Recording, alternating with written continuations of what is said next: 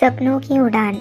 इस कहानी में हम छोटे से गांव की बच्ची की कहानी सुनते हैं जो अपने सपनों को पूरा करने के लिए कठिनाइयों का सामना करती है। एक छोटे से गांव में लक्ष्मी नाम की एक बच्ची रहती थी। वह बहुत ही संवेदनशील और सपनों की दुनिया में खोई रहने वाली थी। लक्ष्मी के दिल में एक सपना था कि वह एक दिन अपने गांव को ऊंचाइयों तक ले जाएगी और उसे खुशहाली और सम्मान की ऊंचाइयां प्राप्त होंगी।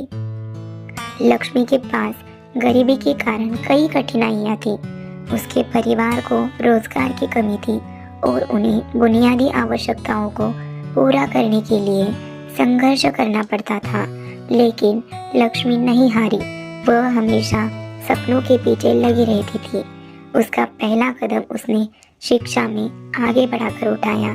गांव में उसके स्कूल नहीं थी, लेकिन उसने खुद को पढ़ाई के लिए समर्पित कर दिया। वह दूसरे गांव जाती और पढ़ाई के लिए पूरी मेहनत करती। संघर्ष और कठिनाइयों के बावजूद वह अपने लक्ष्य की ओर बढ़ रही थी। लक्ष्मी की दृढ़ता और मेहनत ने उसे सफलता की ओर ले जाया। उसने अपनी पढ़ाई पूरी की और उच्च शिक्षा हासिल की। जब वह वापस अपने गांव लौटी तो उसने गांव के लिए एक प्राइवेट स्कूल शुरू किया। वह हर बच्चे को शिक्षित करना चाहती थी। उसका पढ़ाने का तरीका बेहद अनोखा था, जिसके कारण वहाँ के बच्चे बुद्धिमान बनने लगे।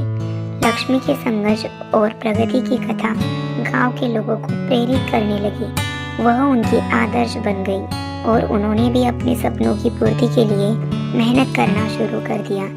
इस तरह लक्ष्मी ने अपने गांव को ऊंचाइयों तक ले जाने में सहायता की और सामाजिक आर्थिक रूप से लोगों को सशक्त बनाया। यह कहानी हमें सिखाती है कि हमें अपने सपनों के पीछे दृढ़ता से खड़े होना चाहिए। कठिनाइयों के बावजूद हमें अपनी मेहनत और समर्पण बनाए रखने की आवश्यकता होती है।